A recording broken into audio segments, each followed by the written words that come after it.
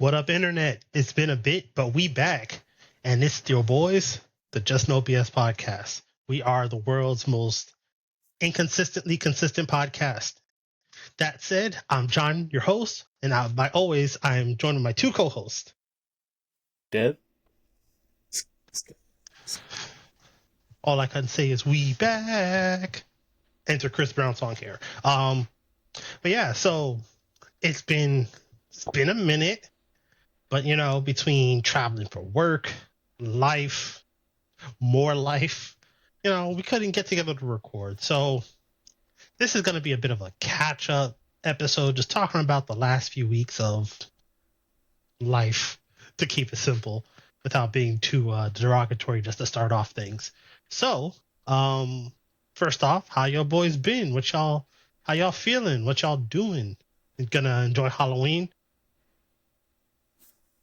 Let you go first. It's doing good. Finally got all this for like anniversary wedding announcement stuff mailed off. Thank God, that was a lot. Other than that, yeah, just chilling. I've been catching up on some of the movies that have come out this year. Y'all see Jay-Zo's shirt? He got on the center shirt. You see what I'm saying? Smoking Stack. Which is my movie of the year, but I went and watched the One Battle After Another, Long Walk, what was it, Mission Impossible. I've been just trying to catch up on movies, for real, for real. One bad after another. That's that Leonardo DiCaprio joint? Yeah, and Tiana Taylor. I heard about that one. That Yeah. started some controversy, but that's not on the docket today. Maybe No, next it's time. not, but we can talk about that. That's other than that, yeah, man, just chilling, trying to stay positive. It's going into the holidays, so travel plans for the family, and hopefully I can celebrate Halloween this year. Like at least get some sweets and some eggnog. I think that's about the extent of it for me. So, yeah. Eggnog on Halloween? Okay. Yes, as soon as it gets cold, I am getting some eggnog, Jake. So that is mine. We like Fair that. enough. Nah, man. Nah, we gotta hold the line for Halloween. You know, Christmas is slowly encroaching. Bro, Thanksgiving gets so disrespected, bro. Like, people just like Halloween, Christmas. Yo, Thanksgiving just sitting there like, yo, don't we got nothing? No, Thanksgiving don't even have catchy songs. Yeah, You don't know a but song for But Thanksgiving. I'm trying to save off the encroaching song of because the moment Halloween turns off, that's the first that's thing. on. It's like that iceberg meme where they start defrosting her slowly. Like, Mhm. I don't need that. Look, midway through Halloween night, you start hearing the echoes of the song. You know, off in the distance. You know it's coming. Oh boy. All right. Well, what about you, Dev? How's your life been so far? Really busy. When it comes to work. Again, not going to touch directly on what I do for work. But let's just say some of the things that are happening politically are having an effect on the people that I work with. So it's really being felt. That's all I can say on that. Yeah. But I'm taking a little mini vacation at the end of this month. So literally Thursday and Friday and my normal Saturday and Sunday off, just to kind of get a quick break to recharge before, the holiday rush there. Yeah. I can't blame you, man. I can't blame you. Mm-hmm. And oh, go ahead, please. Let's see. Movies though. Actually, for the first time, and I know I'm kind of late on this, I finally watched the movie Your Name. Anime movie? Yeah. Mm-hmm. Makoto Shinkai, man, that dude knows how to make a freaking movie. That was definitely a movie, and I recommend it. Have you saw Wedding with You, right?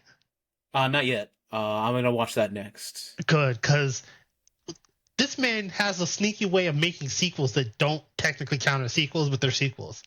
Let's just say the characters from Your Name make an appearance in Weathering with You. That's all I'm going to say. I'm not going to ruin it for you. But it's a great movie. I still have to watch Suzume. I haven't had a chance to watch Suzume yet. So me and the wife good. Yeah, me and the wife got that on our bucket list. But all I have to say, without any spoilers for the movie, for Your Name, is never have I felt the feeling of, oh, hey, I know I forgot something. It's kind of on like the tip of my tongue there, but I just can't figure it out. What is it that I forgot? And it just bothers you through the rest of the day. I've never had that feeling for that long of a time. Yeah, bro, you're gonna enjoy Weathering with You because that one knows found a way to be like, hey, those feelings you hid like in the void of your heart, get out here. Like, I gotta say, that dude made a movie. Yeah, they know that it's he did 15. I think it's 15 millimeters per second or something like that. Yep. Your Name, Weathering with You, and then Suzume. I actually don't think Suzume is him, but like someone he works with. But we have the internet, so we can double check. But yeah, I've heard that is him. That is Makoto Shinkai. Yeah, so Suzume's him. I've heard he's really good at like literally just taking like a particular feeling and just making that the movie. Yep. The whole movie. And I'm like, well, damn, I didn't know you could do that. He'll find a way. All right, boys. Well, It was nice to catch up. Now we gotta get to the nitty-gritty of things. So before we do, I'm gonna let everyone know that was the beginning of your happy sandwich. So we started off nice and gritty. Prepare for this episode. It's going to be pretty heavy. And then we're going to try and lighten things up towards the end. So that was your happiness sandwich. We're just letting you know now in advance. So that said, I have to begin with my favorite running segment so far. On this episode of Y'all Just Don't Like Women, we're gone for like a few weeks, almost a month, and y'all let Ayesha Curry get on your life again. Y'all let her. All right, to go on a tirade here, all this lady basically said was, hey, I thought my life was going to be this. Life said no. It wound up being like this. And I'm trying to readjust to make my life what I thought it was. And somehow that turned into she don't like Steph Curry, this, that, and the third. And somehow LeBron got involved too. I was sitting there like, what? Who are you people? Like, seriously, who are you people? How can you take something someone said and completely misconstrue it to something else? Someone go ahead before I flip my top on someone. So, as a person currently looking for employment right now, right, I have time on my hands. But every now and again, something will happen on the internet to be like, oh, y'all motherfuckers have time to just be the time that comes with y'all got money. So I'm sitting there and I'm like, oh, Ayesha Curry. Like, I was like, oh, in my brain, I'm thinking like, oh, it's close to the start of the NBA season. Maybe she has like something she's getting off the ground. You know, a lot of people like NBA wives and things like that. They have their own stuff. Some of them do makeup, some of them do philanthropy, stuff like that. So I'm like, oh, maybe she just has something coming out. No, it's y'all not being literate enough to listen to what someone says and comprehend it for what they said, not by what you want it to mean to you. So again, I sat and watched the whole thing. It was like hour and some change, maybe hour and a half longest. And my thing always goes back to, why are y'all in women's business? The podcast is the Call Her Daddy podcast. You as a man, why are you listening to that anyway? That's weird. Let the women talk about their stuff in their spaces. And again, no, sorry. Even then, bro, that conversation wasn't serious. That's like that is literally basically what I heard was, hey, I thought I was gonna be like high-powered lawyer type stuff, and then I wound up having a kid super early, so I focused on being a good mom. And now that my kids are a little older, I'm trying to be more of my high-powered stuff again. That is functionally what I heard. Yeah, and then she had the whole because again, I play everything at like 1.25, 1.35 speed. So I'm thinking like I missed something because all I heard was when she was talking about how she was younger, like she was like super into child acting. They put her on, but she was very like sheltered kid growing up, and then out of nowhere, she's like thrusted into like Hollywood, like LA area as a kid. She went from like religious household, not being able to go to the mall and anything else like that. And then they just put her in the acting capital of the world. So it's like there's gonna be some faux pas there. Um, but even still, when she was like talking about how her and Steph got together, their thing, um, we all knew Steph was like corny in a good way, like wholesome guy, brand safe guy. But even hearing that, she didn't like disparage him when she was talking about like some of the corny stuff he would do or whatever. She was just like reflecting on it lovingly as a partner. Y'all niggas don't have loving relationships, and it shows. Big facts. Big facts. Y'all are so terrible. Devin don't even want to listen to y'all. He dipped. He's like, I'll be right back. I can't listen to none of y'all nonsense. But nah. I don't think that's cool. I always think that's very, very weird when people do that. Like It's selfish. Significant others. Yeah, I just think it's weird. Y'all are just being weird again. Yeah, it's so selfish. And it's like, one, they are living lives you will functionally never understand. I don't care how much money you got. Everyone's got some kind of problem some way, somehow. Money helps fix a lot of the basic ones, but with money come other problems. So I don't give a dang. Like, everyone's got their own problems that they deal with. So that's number one off top. Number two, I will willing to bet $5 right now that most people's lives that are complaining are not the lives they thought they would have had. So it's no different than you being like, hey, you know, I thought I was going to be like an architect and I wound up doing something else in my life. Like, what are we talking about here? So like, I hate these whole conversations because functionally they're just hating Ayesha Curry for being Ayesha Curry. Yeah, and you're never going to see an end to that if that's your case. Because, like, at the end of the day, when you look at the life, not the lifespan, but the life trajectory of an NBA player, period, we're not even going to talk about like superstar. You as an NBA player, like you're getting drafted, you're becoming a millionaire, you're going to places that more than likely you didn't grow up just able to frequently go, like other states, other countries, da da da da. You're a millionaire before you're legally allowed to rent a car, which means your brain hasn't fully developed yet, and all of this stuff is hitting you that fast. So like, I'm not saying I'm not saying that to infantilize people in those positions when they make stupid mistakes or whatever the case may be, but people are still learning about themselves at 22, 23, 24, 25. And for y'all to like be so desensitized by it because you see this person has like a level of success that you don't have and be like, oh, your life should just be perfect. Learn to shut up, stay in your place. And that's also where I saw them tie Savannah in because they were like, Savannah doesn't say shit unless it's something positive about LeBron. This woman had a whole podcast. Y'all just, again, y'all don't know what you're talking about. But yeah, she's had a whole podcast, but she's also a completely different person than Ayesha Curry. She's probably more low key. That doesn't make them any different. Like, they're still functionally humans. She just doesn't like the spotlight, but she's like, I got your back.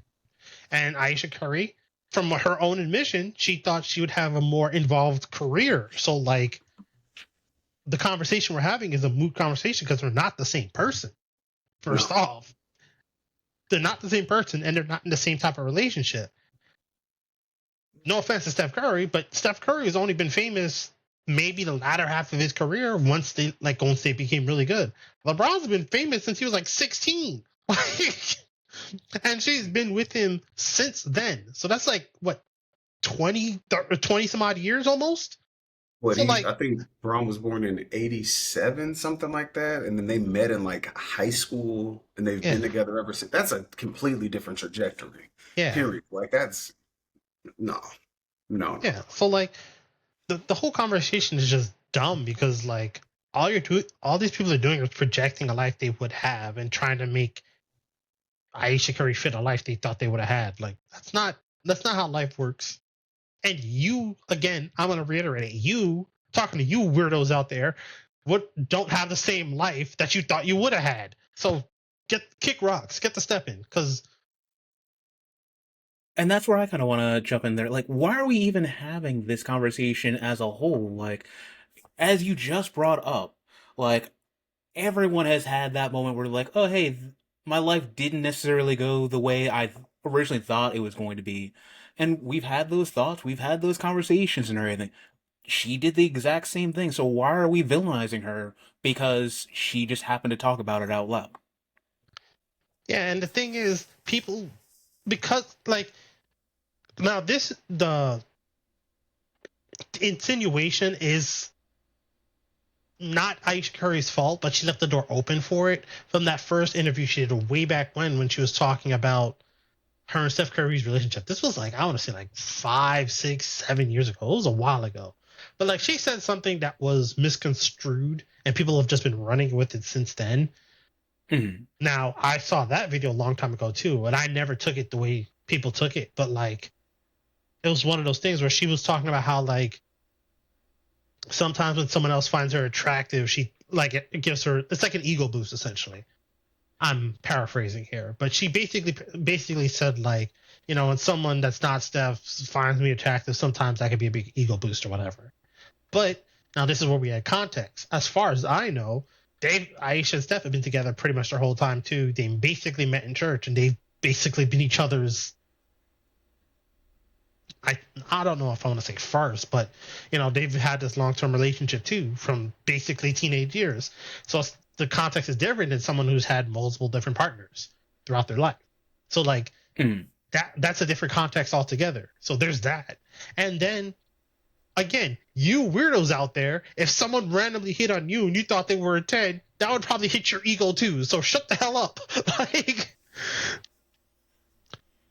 Like seriously, if Rihanna came up to you right now and thought you were cute, wouldn't that you be like, all right, just stop.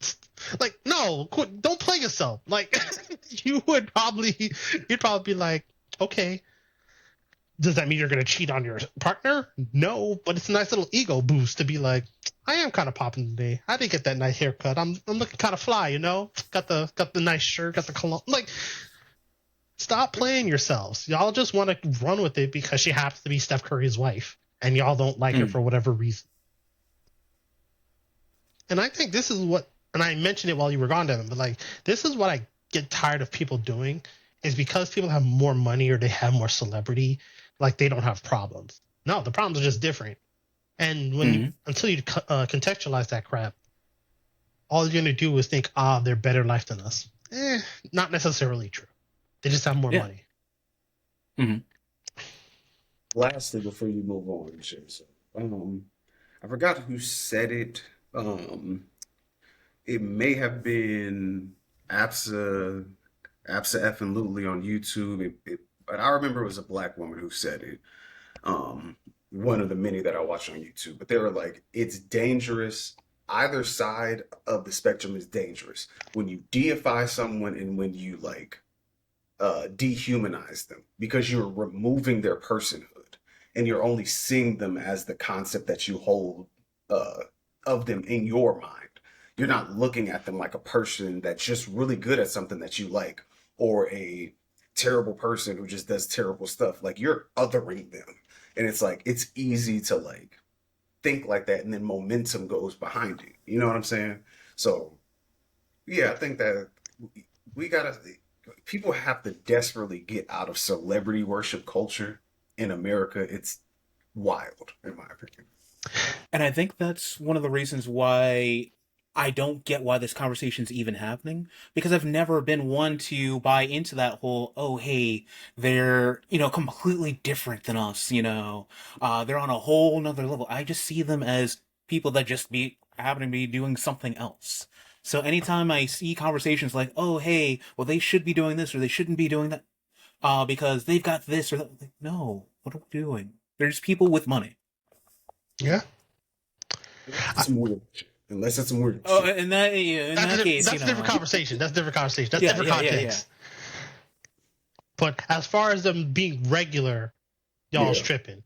Yeah. Like the people that keep baby watching Cardi B and Rihanna counting up their kids, y'all tripping, because y'all probably got like 6, 11 kids, and you're on like, I'm gonna take that back because of the current state of our government. I'm not gonna finish that statement. Oh, that's not where you were going. Like, I caught myself, but yeah, let's just say without particular types of assistance, y'all shouldn't be talking. Now, to kind of segue off something Cal said, congratulations, everyone. We're hitting you with a double whammy of y'all hate women today. This time, we got to go to our favorite capitalistic COON, Stephen A. Smith. And all I got to say is, every time someone comes up to grill to challenge him, he's been mad quiet recently. This is the second time in a row. What's going on? I thought that man said you can talk to me anywhere and I got smoke for you. All of a sudden, now he's backtracking, talking. Now, for the context, Serena Williams' husband went on First Take. Of course, Stephen A. happened not to be there. He was on the screen from another place. But they were promoting their I want to say it was like a specialty event for women athletes that he puts on pretty much every year. And he was on First Take promoting it, and he was like, "Hey, Stephen A., I thought you was gonna be here because I thought you had some marriage advice for me." Obviously, taking shots at the fact that he was taking shots at Serena during the Kendrick Lamar concert. Stephen A. all of a sudden backed off. He's like, "Nah, I don't got marriage advice. I've never been married." Basically, that And he's like, and then the guy claps back at him again. He's like, "Yeah, man, because I only give advice to people based on my own experiences. And since I've got a successful relationship, I thought I'd give you some advice on successful relationships because I build $1 million companies because that's what I do." Like, he was taking shots at Stephen A. real slick. And honestly, that man probably would have kept going. But the host, the lady who was actually, because it's not Molly anymore, she quit. But the lady who rolled up, who was there, she's like, "Yeah, I'm married though. We can talk about that later." She basically hit the good old move everyone stage left to kind of save Stephen A. some face there real quick. But yeah. So, Stephen A. once again taking shots at LeBron. And I find it interesting because Stephen A.'s talking all this good stuff, again, mostly about black women, because he's talked big stuff about Serena Williams and Jasmine Crockett recently. And it took the weight of the internet to get that man to basically apologize to Jasmine Crockett, when she can probably run circles around him when it comes to the law, government, governance, eloquence, pick a quince. Like, freaking Shannon Sharp. Eloquence, diligence, literance, Lakers at 5. But yeah, no. So what y'all think? Because the Jasmine Crockett part has really got me tripping. Serena Williams, good. She's straight. But the Jasmine Crockett part is where I really want to talk about, because I'm pretty sure he don't want that smoke. We're not at 30 minutes yet, so I'm not going to say the C word when referring to this man. I spelled it out. We avoided it. Yes. I will call him a trash panda, because that's a good one. I like trash panda. With that being said, this man is a feckless, motivationless, swagless, sauceless, dripless trash panda. Well, he's got motivation. It's all about the green. Exactly. What I heard something crazy is that he's not shifting to the right. He's grifting to the right, because all that man wants is a bag. Continue. I didn't mean to cut you off like that, but no, because that's exactly where I was going, and it's very obvious to anyone who's watched him for a long period of time, because I kind of came into watching sports commentary media at the tail end of Stuart Scott's tenure. God bless the dead. And that's what people were kind of used to. They're used to seeing like very quick-witted, confident black men like rattle off some rap bars, some metaphors about what's happening in the game, blah, blah, blah. Obviously, Stuart Scott tragically passed. And then it was kind of like, well, Stephen A. is like the next best thing. But he wasn't as rooted in blackness or confident in himself as Stuart Scott was. And it doesn't take like anybody with any type of analysis degree or anything. You could just look at how uncomfortable he used to be when he was getting up there trying to have his back and forth and everything else like that. And he started leaning more so to the right when he was with Skip Bayless. If you remember, like a lot of his politics he started to again lean very much to the right, be very super pro police.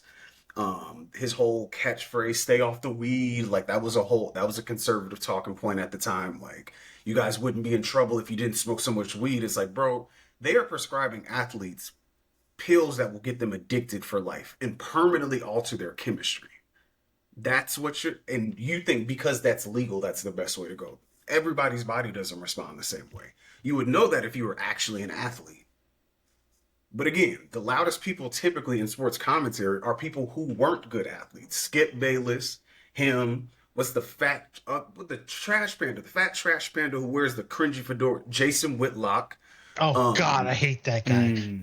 It's like, and I don't hate many people, but he's disgusting, bro. Like, so I don't know. That's more so where I get off.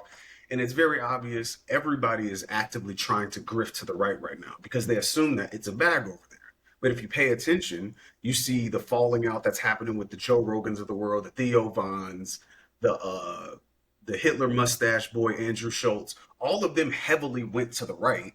And then once they saw like things weren't working, they started walking back their endorsements of Trump. They started scaling back some of their right-leaning rhetoric because it's like, as we'll talk about later, final point, it's a lot of MAGA on MAGA violence out here. So now people are like, oh, they're shooting podcasters now? Let me calm this down. I mean, you're not wrong. It's getting wild on the streets. Hassan Piker did the No Kings protest. We're going to talk about it in a freaking bulletproof vest. What's his face still hasn't gone on the road since. That white boy, I forget his name right now. Dean Withers. I don't think he's been on the road since. Adam Mockler just started doing appearances again recently on like CNN and whatnot. Like, it's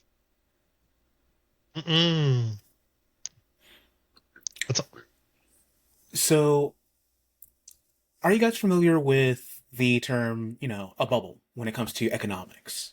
Oh, yeah. All right. Yeah. So, for anyone who doesn't know, generally speaking, when you see something in the market, and everyone's getting into it, then a lot of money starts flowing towards that. Everyone wants to get a little piece of that pie as well. And then eventually, it gets oversaturated and the bubble pops.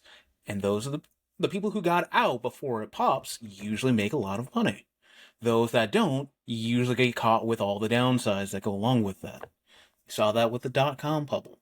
We saw that with the housing bubble. When it comes to this kind of right-leaning rhetoric that's going on when it comes to people that have like a spotlight, a lot of them are kind of going to that because that's where the bubble is. That's where a lot of this focus is ever since, the change in administration. Not even just this most recent one, but prior to that. So that's what I see Stephan A doing. He's going to where he thinks the bag is, where the money is. If he were smart, then he would realize that eventually this bubble has to pop. And when you do, if you put everything into that, then you're just going to be stuck with the downfall afterwards. And when the winds change, everyone's going to remember where you were at that time. Well, the thing is, people are already taking him to task because, like, there's a good chunk of his supporters that haven't supported him since the whole him and Max Kellerman fallout. More and more people are starting to basically side with T.O. when T.O. came on the first 8 years ago and basically said Max is more black than him, which is hilarious. Like, it just gets funnier in context. Like, it's all that kind of stuff. And then there's the whole nonsense with the fact that, like, he also does this slick thing where he insulates himself by doing the show. Like, this First Take is doing FAMU. They're doing HBCU weeks all over the place. Like, he's taking First Take on the road, and he's insulating himself by, quote unquote, being black and supporting black by doing all these things that seemingly help black people. But, like, all he's doing is creating slight cover for himself when something does go wrong, because he basically weaponized his centrism, where it makes it look like he sounds reasonable. But if you actually peel back the layer of the onion a little bit, you realize that no, all he wants is the money. Because he doesn't do a lot of these negative critiques about black women around other black people in person, if you pay attention, because that does not fly. Like, even him talking about the official Crockett, like you doing that, especially in a time like this, as to where we're at the longest recorded government shutdown of all time. Republicans have the House and the Senate, blah blah blah, and it's a few people who are there poking back and pushing back against this thing. And it's like, hey, where are those Epstein files? Where are the Epstein files? Why are you tearing down parts of the White House? Da da da da. So you're seeking cover so that you can play cover for the right and be the black friend. When they say, I have a black friend who doesn't see it that way, you're that. That's Yeah, what you are. because my biggest litmus test for any time someone does that is how comfortable Fox News is having you. If you're a black person and Fox News is super comfortable having you on their show, You're a you're trash doing can. something wrong. They're way too comfortable. Mhm. Nah. Stephen A. is too comfortable. Jason Whitlock's too comfortable on Fox News. Instant no for me, dog. RG3. It's a few of them. Yeah. They tell themselves eventually. Like you see it. What is it? Emmanuel Ocho. Um, yeah, it's a few of them. I don't like it. I don't Yeah. like it at all. That's my litmus test. If I see you on Fox News and they're like, basically, if they're not harassing you on the segment, they're not trying to hit you with some slick stuff, but they seem too chummy, nah. Because at the end of the day, they're too comfortable, which means you haven't challenged them at all. Because the comedian, why am I blanking on his name? He has this like radio show that he does. He wears the hats a lot too. Oh, D.L. Hughley? Yes, D.L. Hughley. Like they invite him on Fox News all the time, but it's always confrontational. So I'm like, all right, he's still got some pressure, because if they're too comfortable with the black person on the show, you haven't pressured them, you haven't challenged them, you haven't done anything to make them question their internal racism. Nah, I don't trust you. Like, And you know what? Funny enough, as a celebrity, you would think that that's the direction that you would want to go, to kind of add a little bit to the show, like on Fox and so on and so forth. If you have that person who is challenging you, but not too much to where you're like, oh, hey, we can't have you on here, but enough to get people to pay attention and watch, then yeah, all the more you're going to get them to call you back over and over. So you would think that he would try to challenge them a little bit instead of getting too comfortable to the point where like, okay, he's a known quantity, let's just move on. yeah, because like I said, he weaponizes centrism, and he likes to call it strategy and like working with the other side. But to work with someone requires good faith that you're both trying to reach the same goal. You just disagree on tactics. That's not what Right. the time we're living in. And So you trying to claim things tactics when we already have a definition for what you're doing, which is respectability politics, and being a Negro apologist on the grand stage is not tactics. You're just a trash panda. Period, point blank. You're out here prostituting the image of a successful black man as a successful black man who agrees with the right wing, um, what is it, Christo-fascist, authoritarian, anti-woman, anti-color, anti-support regime. That's what you are. yeah, Period. and again, it'd be one thing if you like, for example, me and Devin have had this debate before in the past, like way back in college, like helping people come up with theses. But like one of the things we always talked about is like, even if you're conservative when it comes to money, right? Let's say you're one of those people like, nah, we should save our money, pay off our debts, not spend a lot, right? The thought process that you're trying to better the country by making sure our wealth stays in our hands for the most part. You're not trying to, spend a crap ton of debt. So you think that's fundamentally good for the country, where the other opposing ideology would be, no, we need to spend more to invest in ourselves so that we can build up and make more in the long run. Fundamentally, you're trying to get to the same goal, where like, no, we're trying to make the country money. That's the end goal. The actual ideologies is how do we get to that point. So that's acting in good faith. But when all you want to do is, hey, yeah, let's take all the money from the broke people, give it to the rich people, and now they got nothing. No, you're playing respectability politics. You're not actually trying to help people.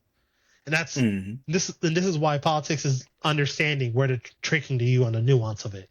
Because they can say something, and what the actual end result is fundamentally a trick. It's a scam. It's a Ponzi scheme. Like, that's essentially what they're doing. They pimps, as Cat Williams once said, and they're trying to hoe everybody. Like, that's what it is.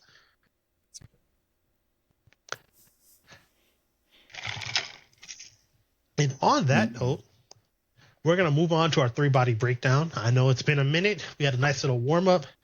We got to talk about the state of affairs in the U.S. That was a bit of our primer. We kind of flowed right into it a little bit. So now it's ironically, I pointed downhill, and it is all downhill from here. But last weekend was the No Kings protest. That said, look at that. Cal believes in No King so much that he's like, all right, it's my turn to disappear real quick. But yeah, so I know there were protests pretty much in every area we live in. So how was it like for you out there where you're at? I'm not going to say no places because I don't trust y'all people on the internet. Do you if you want to find out where we are, do your own research, goddammit. But you're going to have to try a little harder than that. But yeah, how was it by you? So I will say around my area specifically, I didn't hear too much going on outside of the norm for most of the smaller protests there. That said, in other areas that I have friends in those areas, that there was a far larger showing. Matter of fact, you happen to know some of the areas that I used to kind of participate in different things and so on and so forth. Around that area, there was a much bigger showing. Yeah, it was the same over here. Where I live particularly, there wasn't really much going on. But the major metropolitan area that I live nearby, it was a pretty big epicenter. And I know where you're at, Cal. I know it was pretty big over there, too, for the protest, wasn't it? Yeah, it was heavy. I be paying attention to all the stuff, just to make sure the goings on of the city, because it's like, what, like 6 colleges in one area. So if there's a game happening or something, multiple teams are playing, you're just clogging up Midtown. So I was looking, I was like, yep, I'm gonna stay inside because I already know y'all are gonna make traffic hell. And more times than not to stereotype, but I gladly will because the data supports it. White people will do some stupid shit in big crowds, especially in the South. Yeah. But Ironically, that actually brings up a very good point. Ironically speaking, not much happened. People, the Republican Party was working real hard to try to spin it, but not much happened. You would hear riots of a particular hue on a particular date. Those stuff turns into a riot. For some reason, people who are just like, hey, we don't do kings in this country, the arrests were very minimal. There was like no problems. One of the few arrests I heard about was it was like a 70-year-old lady who basically who was in a penis costume effing Trump, and the cops ordered her to disperse, and she refused, and they arrested her in the costume. So that was funny, but that was one of the few things I heard about. And it seemed like from what I saw up and down the timeline in just part of the United States that we're in, a lot of the arrests were essentially like instigators. The police, or like instigators. Like it wasn't people just randomly breaking off from the protest, setting something on fire. Like, no, it was y'all trying to mess with people's freedom of assembly and freedom of speech. So again, you're proving the point. You're proving the point. So it's like, hey man, I'm with y'all when you're right, and you're right this time. Yeah. Also, what was crazy, one of the other situations I saw was basically pro-Trump guy was like, hey, he was trying to start some beef with someone. Dude's like, back up off me. I'm walking peacefully. This is my right, whatever. And he's like holding his camera. And then someone else is recording. And this guy is walking up with, like, he has something in his hand. Or no, he's walking up with him, and you can see like his glasses are a little loose, right? So this dude just yeets his glasses like I saw that like one, he like skate yeeted it. It looked like he was freaking playing like what's that skating game? Jet ski. Jet Set Radio Future? Yes. He looked like he played Jet Set Radio, how quickly he scooped them glasses up. He was just like, yoink, and then he was out. And then people started blocking the dude's way to catch him, to the point the dude tried to catch him, trips, hits his head. You can see part of the blood. And someone's like, that's what you get. Mm-hmm. And then like, I was just like, yeah, don't mess with people's, like, it's only the instigators that have been getting hit with this F around and find out. And more people are effing around and finding out. And I do see the tide changing, because it's happened time and time throughout history, to where there will be like some great injustice or something going on, and it'll be a bunch of people who are like sitting on the fence because they don't want to do basic research. So like prime example is the civil rights movement. Like Martin Luther King and them knew they had to get beat up on camera and everything else like that, because there were people still at home kind of like waffling on civil rights. When it's a basic level thinking, like, we're among you, we served in the wars with you, we worked in the warehouses with you, we worked in the factory. Why don't I have the same rights as you? So that happening, and now people are turning. You see some certain people who were like lifelong Republicans, they got absorbed into MAGA, and now they're like, oh, yeah, this is crazy. We got to get out of here. I just want to let y'all know, if you're a former MAGA, we still don't fuck with you. Because you decided that a racist, rapist, weirdo, pedophile protector was not a deal breaker for you to run this country. Like, I need you to understand. Thank you. It took you a long time to get 3 brain cells to rub together, but you have a lot of fucking work to do before anybody takes you seriously. That's my opinion. Bro, speaking of that, real quick before I say anything else, Devin, you got any thoughts? I was just going to say, I was going to add to that, like, hey, you can go ahead and atone afterwards. You can work towards it. You have seen the light, and you can work your way back. You're not there yet, but you can get there. We believe in you. Yeah, so jumping off that real quick, this wasn't on our docket because we don't live in New York. Congratulations, you knocked off one of the 49 states to guess where we live. But we don't live in New York, and one of the funniest things I saw was a dude online. I saw a dude that said MAGA for Zoran. So I'm like, so let me get this straight. Obviously, you voted for Trump twice, but because this guy, and this is the grift I talk about consistently on this show, the right fundamentally grifts broke people, and they're tricking them to thinking that all these other things are a problem. No, it's the fact that they're literally taking the money out your pocket to make the rich people richer. That's it. That's the grift. And people like, and all the Democrats fundamentally need to do is actually talk about that. And ironically, like, the 4 Democrats that are talking about it are really popular right now. AOC, Bernie, Graham Plattner out of Vermont, or it's either Vermont or Vermont. So, Maine or Vermont, something like that. Graham Plattner and Zoran Mondani.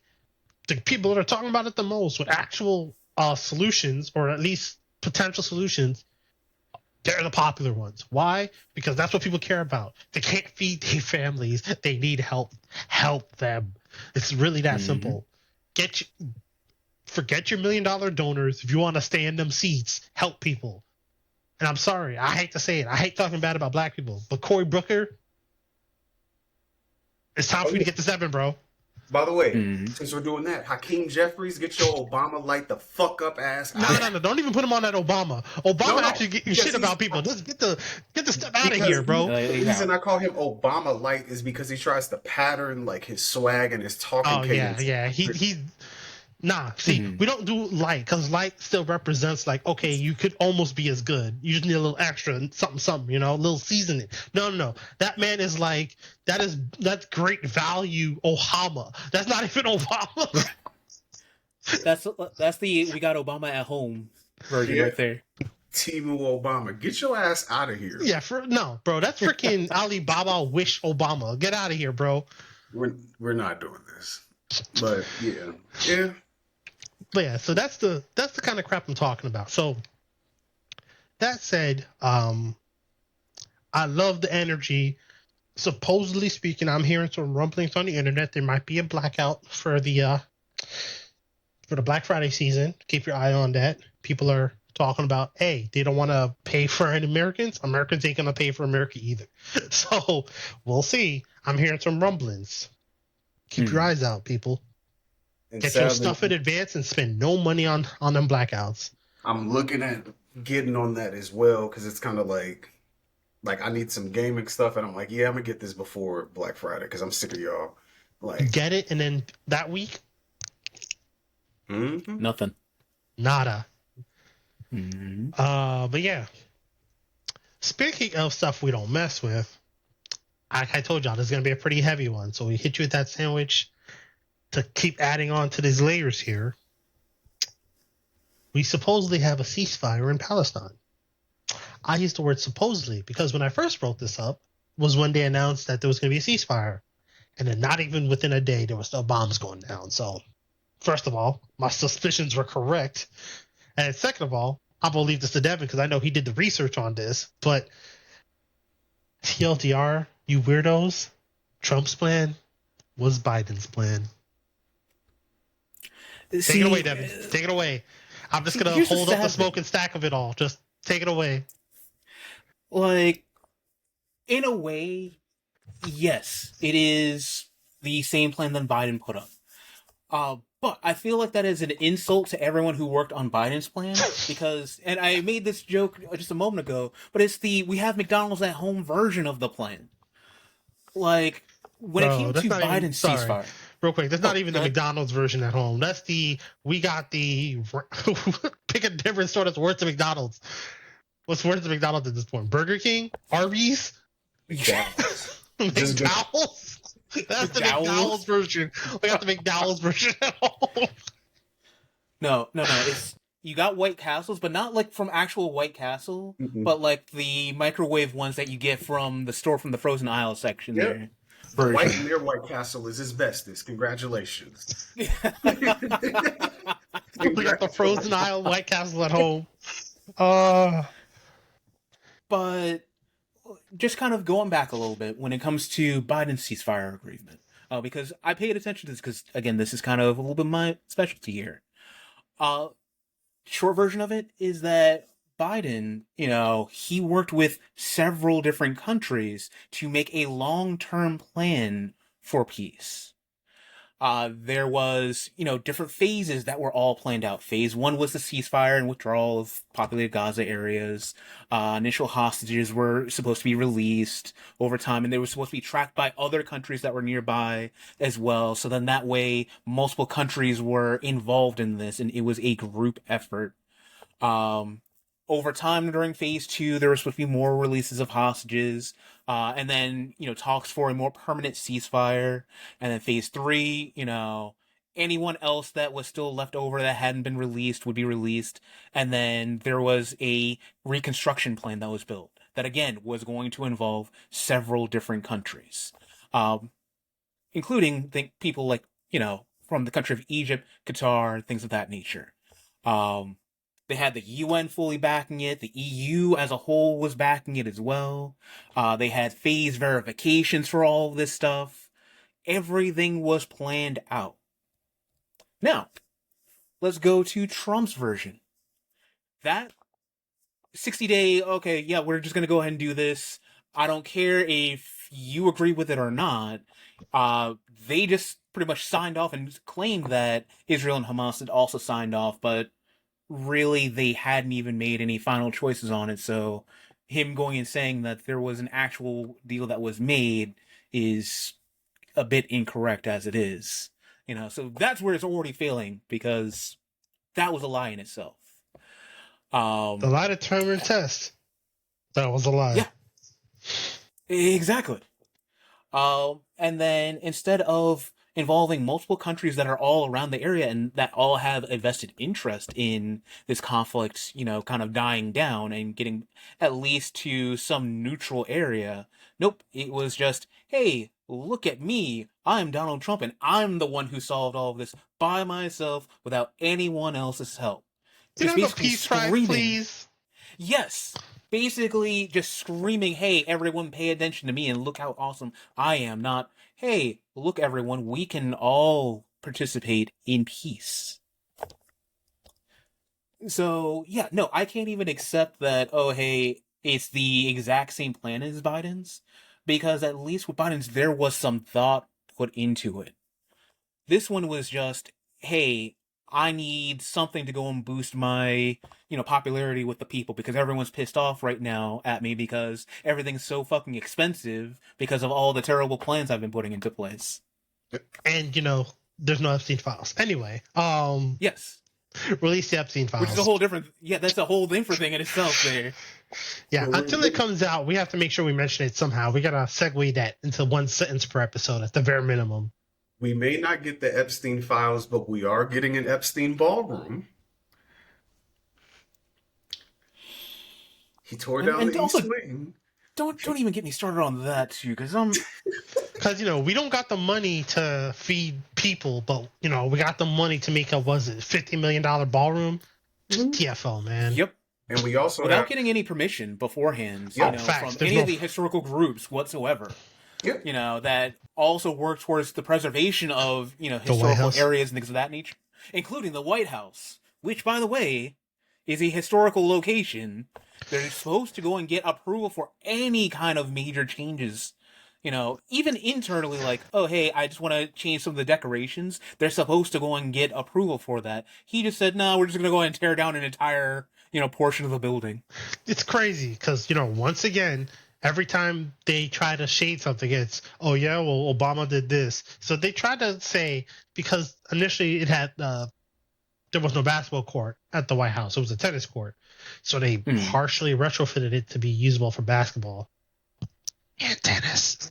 So therefore, all they did was basically retrofit it so that they could have the lines painted for either basketball or tennis. So all that did was, maybe took like $100, maybe worth of paint. Mm-hmm. We don't don't have loops. Sorry. We don't have money to do that. We don't have money to help snap people. We don't have money to help get people out of student loan debt, but we can send hundreds of $millions to Israel. We can also do quiet backroom deals with Trump Jr. with his drone company and have that set up. We can also set up essentially like a cybersecurity network base under the White House because that's not suspicious. Like look at all this. Look at this. Hey. And again, y'all asked for this. You know what I found out the other day?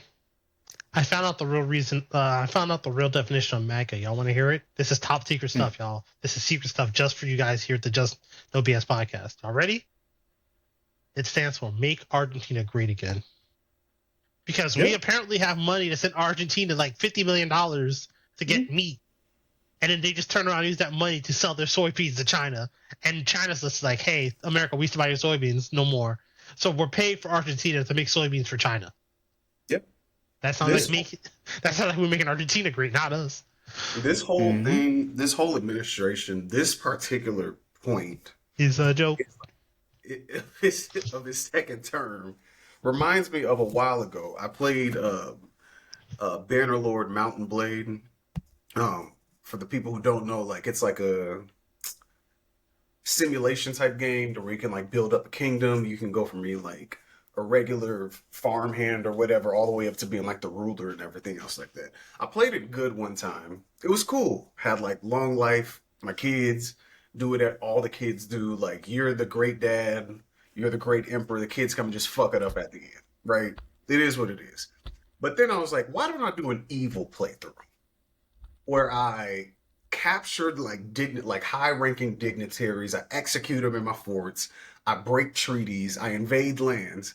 After a while, everybody who wasn't conquered by me was like, we're gonna fuck you now. Because you've been doing this for 30 years. I got jumped. It was over with. And I couldn't do anything because I like save scummed my way up until that point. So again, everybody like allied up together and then they just invaded. So mind you, one of Cheeto's biggest allies when he started this administration was Putin. He was like licking the dude's boots. Yes, sir. No, sir. All the way up. It ain't just boots, bro. And on that note, we lost Devin because he knows, it's not boots he's licking. So it was that. It was Netanyahu over there as well was one of his big peoples. he always like, you know, he always talks shit about China, so that's not anything really surprising. He always badmouths South and Central American leaders and things like that, like threatening to withhold aid if certain presidents don't get elected. Putin turned on him and was like, the US doesn't scare us. Bumped him. So he lost that ally. They're gearing up to continue their war with the Ukraine. Netanyahu's pissed because Trump was out here trying to take credit for this deal and everything else like that, making it seem like, yeah, I made him do it. So now you just ramped that. You just added probably like another 5 years on to whenever that war was going to end. You just added more time onto it. And if history has taught us anything, when you go into a country and you're killing like the fathers, the grandfathers, the uncles, the kids are going to grow up hating you. And thus it just starts the cycle over again. Which is part of the overall issue with the genocide in Palestine. Like, it is what it is. Keep a stone. Like, keep it 100 here. Like, that's the issue. Like, the Palestinians and Israelis have beef because they're constantly beefing with each other because no one's bothering to actually end the cycle.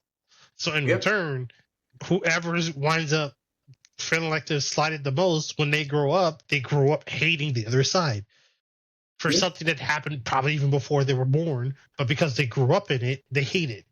Yes.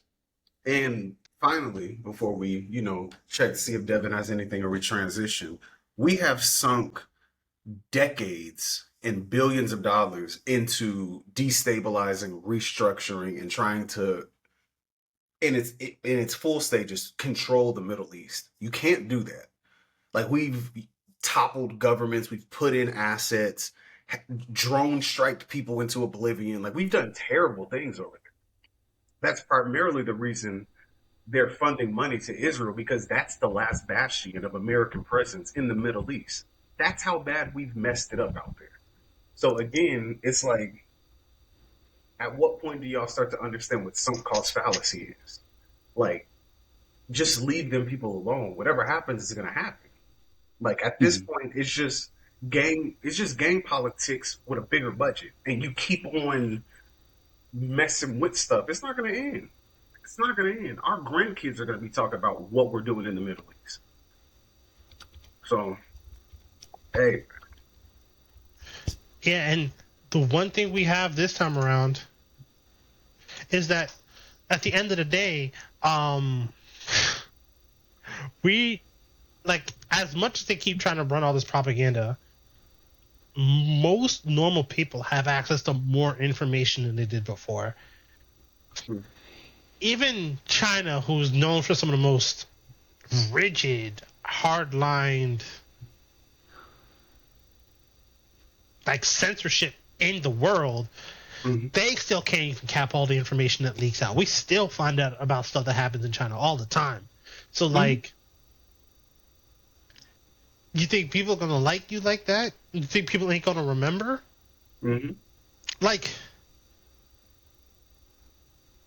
World War II ended in what? The late 40s, essentially? Yeah. To this day, Chinese people, Korean people, Japanese people all have beef. Yeah. Sorry for the technical difficulties, everybody. Clearly, big propaganda is out here trying to shut Devin up. So, bear with us while we try to get him back online. But yeah, so like, at the end of the day, for me, it's a matter of like, violence begets violence. It's almost a phrasing that you can't fight fire with fire. It's you can't fight controlled fire. Like, you need a controlled burn to stop fire, and even then, it doesn't stop fire. It just protects your immediate area. So yeah, you can't fight fire with fire. Like, it is what it is. So, like, I am not going to act like I understand the intricacies of the Middle East and politics of the Middle East. I'm not going to be that person. I don't know like that. But I understand the basics. Like you said, it's basically like glorified gang warfare. If someone's not out there trying to be like, yo, let's chill. Yeah. They're just gonna keep taking each other out one at a time until they either all gone or the other side is so decimated that someone else just eats them, like the Romans. Like, So we'll see. We'll see. you back, Devin? Did you fight big propaganda? Hey, they were trying to take me out, but I'm here. All right, we got the technical difficulties. Any final thoughts on this part, Devin, regarding this? No, not really. Um, I, I guess the one thing I would add is that when it comes to that conflict, I don't personally believe there is anything that we here in the U.S. would be able to do to really make a difference. I do feel that it is an issue that a lot of the surrounding countries should be concerned about, and they would be able to make a better peace plan for them than we would be able to. We can help support that plan, but we, completely on the other side of an ocean, are going to have a very difficult time telling two completely different groups how they should go and handle their politics when it comes to their own personal beliefs and things of that nature. Hey, man, this is my last talking point on the subject. I normally don't play these types of games, but hey, look, bro. When we got another country bombing the living crap out of another country, and we're essentially paying for their universal health care and we don't got it, I ain't with it, bro. Israel has universal health care. Yep. We don't. And we sending them money? Nah, fam.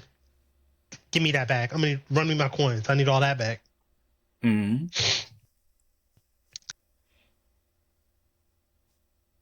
So that's going to wrap up the three-term breakdown this time around. But yeah, this is where I use one of my famous segues to think about how we think about stuff.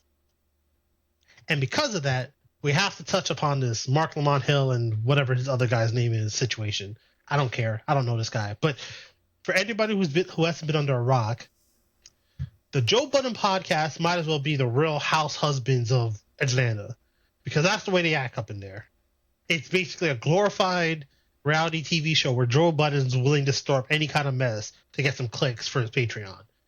So, that being said, Cal, you want to give us a quick rundown of this? Because I only got one question. Is intellectualism dead?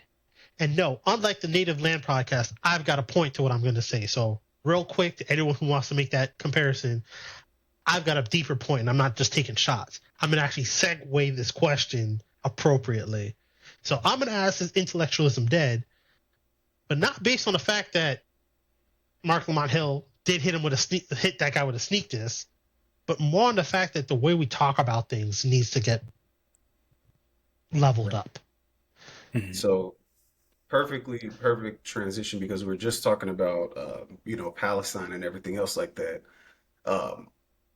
Mark Lamont Hill lost his major news placement because he was talking about Palestine and everything else like that before it was trendy to do.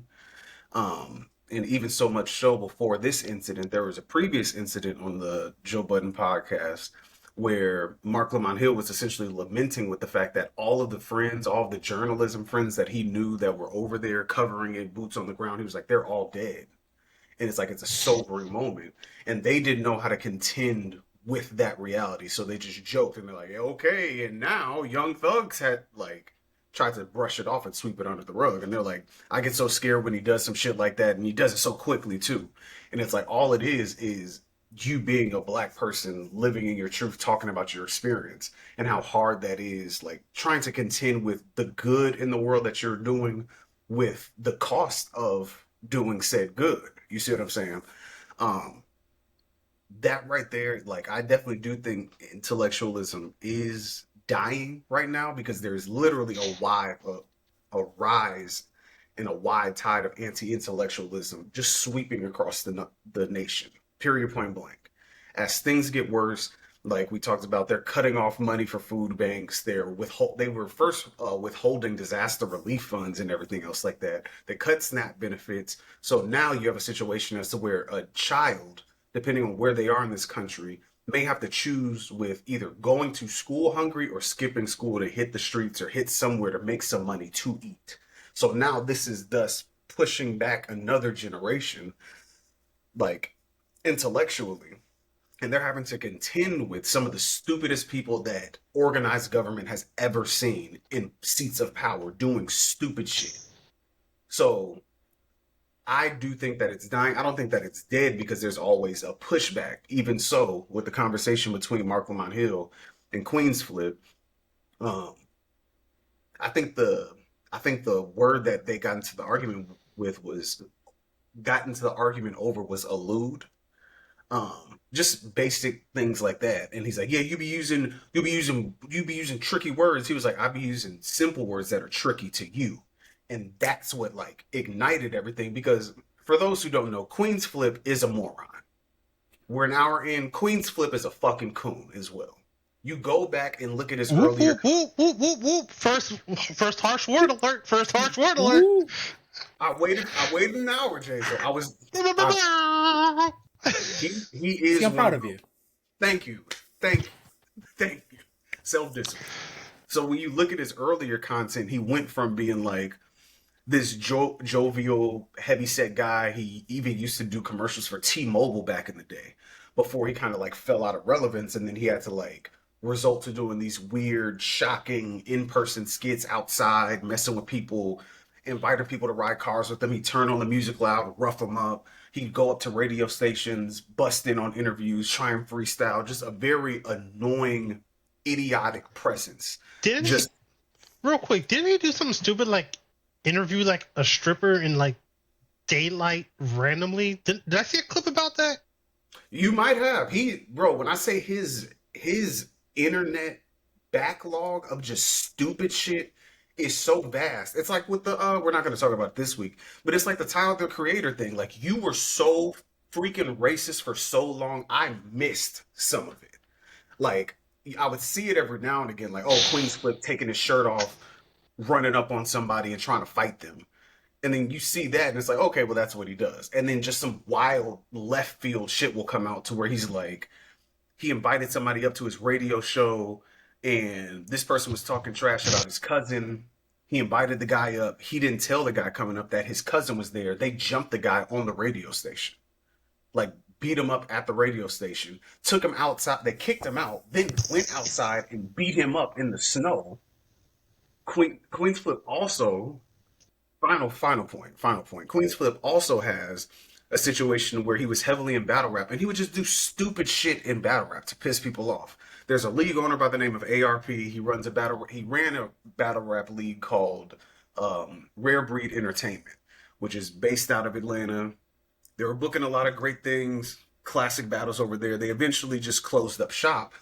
But Queen's Flip was so wanted to be the star, he ended up getting into an actual fight with ARP, the owner of the league. They ended up fighting. ARP's a muscular guy, so ARP's whooping, like beating him. And then Queen's Flip, in order to get out of the beating, he bites him. A man bit another grown man in fear of his life in a fist fight. This man thought he was Mike Tyson. Yeah, I was about to go and say. And not even on the ear, something. It was like on the ankle or the calf, somewhere weird that you wouldn't expect to get bit in a street fight. He just jabba-jawed his shit. So it's like, okay, no, we're not taking you seriously. What is this man, a Pokemon? Like, so again, in Joe Budden, like Jazo said, he fosters this ignorant, this robustly ignorant, uneducated, like not well-traveled. And by well-traveled, I don't just mean you have enough money to fly first class and go over. I mean, go somewhere and ingratiate yourself in a culture. That's what I mean when I say well-traveled. Some of the worst people you've ever met in your life up on that show. Queen's Flip is a moron. Ish is a trash panda. Ice is fake moderate. They got Melissa Ford up out of here. I think she's about to sue them. They brought Mona in. She seems pretty cool.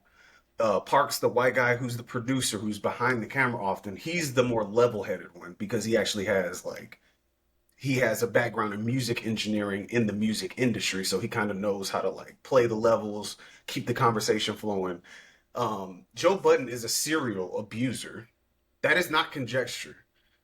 And he's still battling a public nudity charge because he got so messed up he went out butt ass naked and was banging on his neighbor's door. These are the people, and then you have Mark Lamont Hill, distinguished reporter. You see what I'm saying? Like graduate level thinker, blah blah blah, public speaker. And then, of course, that's going to butt some heads because you have a whole bunch of self-aggrandizing, self-important dumbasses thinking that they can actually have an intellectual conversation with somebody who's done the research, who's taken the trips, who's done the public speaking, done the engagement. Like, that's never going to match up well. But Joe doesn't care. I forget what the name of the guy was, but in Django, he's just the guy that hosts the Mandingo fights. That's all Joe Budden is. That's all. But what else can we expect an abuser but to abuse their power? Circling back to the Stephen A thing, it's all for a bag. All he wants is the engagement so that people... He wants the controversy so people pay for the Patreon, because this particular beef started on a Patreon. His whole thing's Patreon exclusive, isn't it? So yeah, he wants people to pay the $5 or the whatever so that way they can find out the drama and be able to see it. And he just wants the money. And people say that Joe Budden is fairly calculated and he's evolved over his podcasting career for the most part as a person, yada yada yada.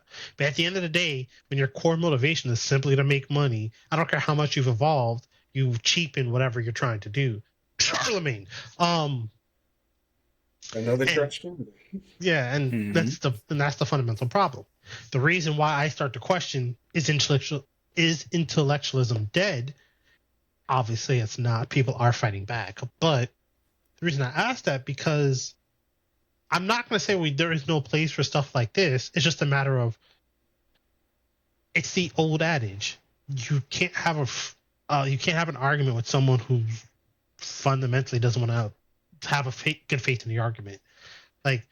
A real debate, not what we like to call debates, an actual debate, have two people who are well studied and well versed, bringing different points of evidence to the argument to the point where you essentially combine said things and come to a true conclusion.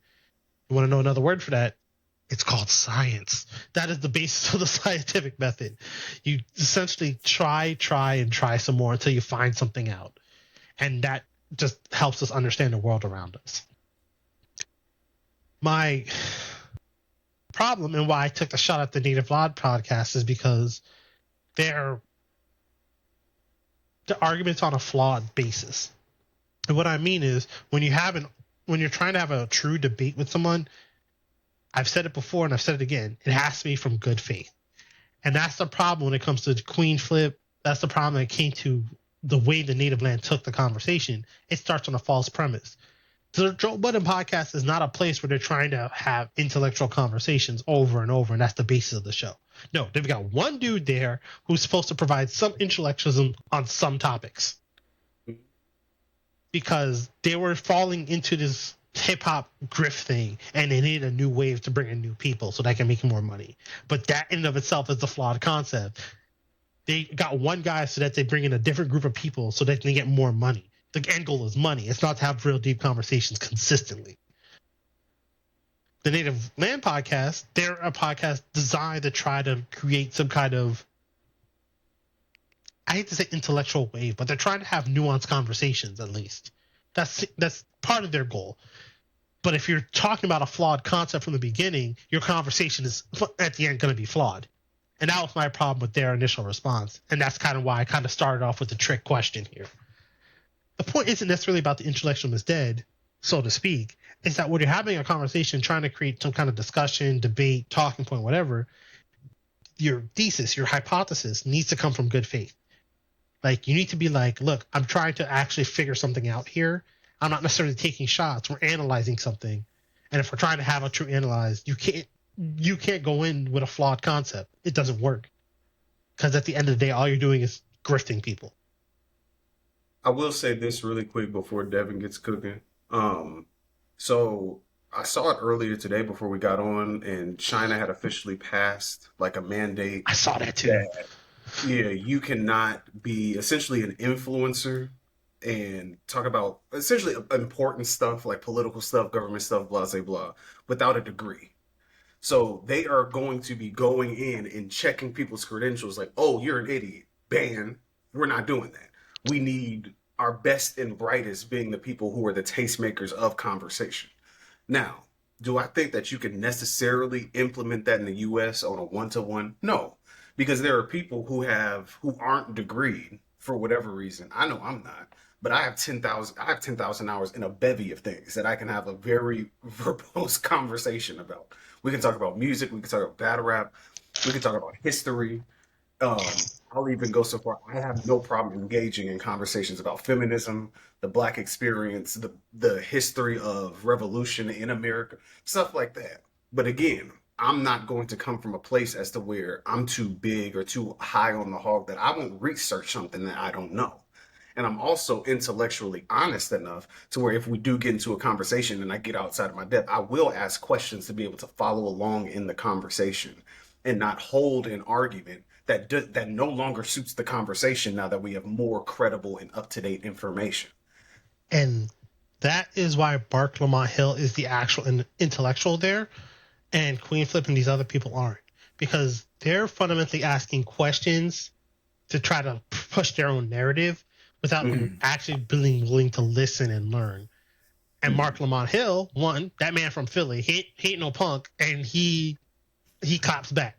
He's slick with it too. So like he definitely took a shot at Queen Flip during that clip everyone saw. Like he took the shot at Queen Flip, and that's how you know he was smart to realize that he just called him dumb, but he didn't know how to properly talk about it. He didn't know how to come back.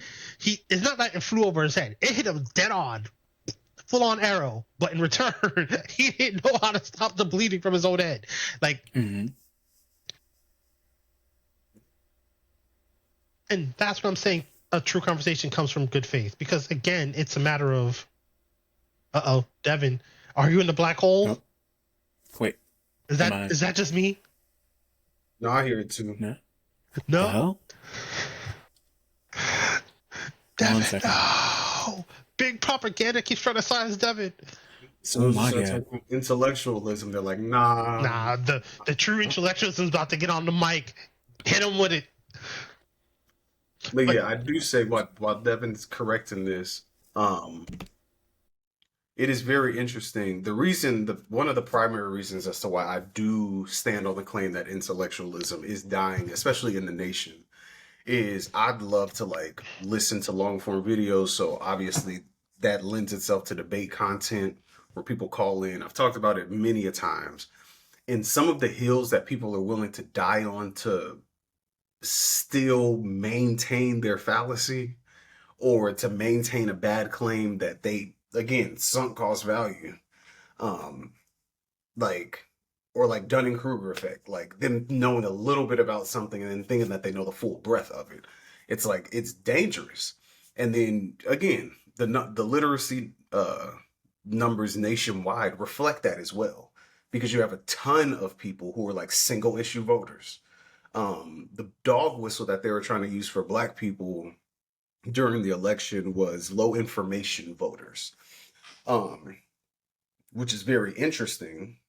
Very, very interesting, considering the majority of the states that were voting in favor of MAGA are southern states, which historically have lower literacy rates, which historically have poverty rates out the ass, which historically has white people on SNAP benefits more than Blacks, Hispanics, or any other situation going on. And they're seeing things as it's happening, and they're like, wow, nobody told us about this. Yes, we did. They literally put it in a book for you called Project 2025, gave it to you. You saw that it was almost 1,000 pages and was like, that's probably not serious. And I hate when and to run this back to Stephen A. Smith's stupid ass, this man had the audacity to say that one of the most educated women in Congress, Jasmine Crockett, was not strategizing correctly. When one, she is doing what the people that voted for her senator do.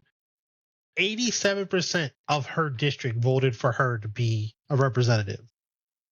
So, and they knew what she was about when she got there. So clearly they knew what they signed up for. Secondly, no matter how much they want to try to tell us that, and this is where Charlie Kirk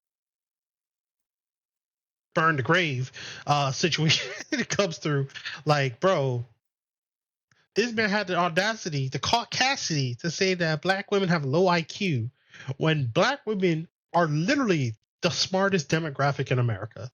They have the highest degree rates, the highest multiple degree rates, and they run stuff. So miss me with that. The previous first lady in Michelle Obama has more degrees than Trump. Everyone likes to talk crap, but she went to Harvard. That's where her and Obama met. She's no slouch. And if you just talk to her, you can see that she's like that. Yeah. So again, I don't know what people are contending with, because they obviously aren't trying to actively contend with academic merit. They're not trying to contend with the argument as it is on its face. Again, it's more identity politics, buzzwording it up. Like I don't understand. And the other fundamental problem, I'm gonna kick it to you, Devin. But the other fundamental problem here is that, again, we here are not saying that you need to have degrees to be considered intellectual or smart.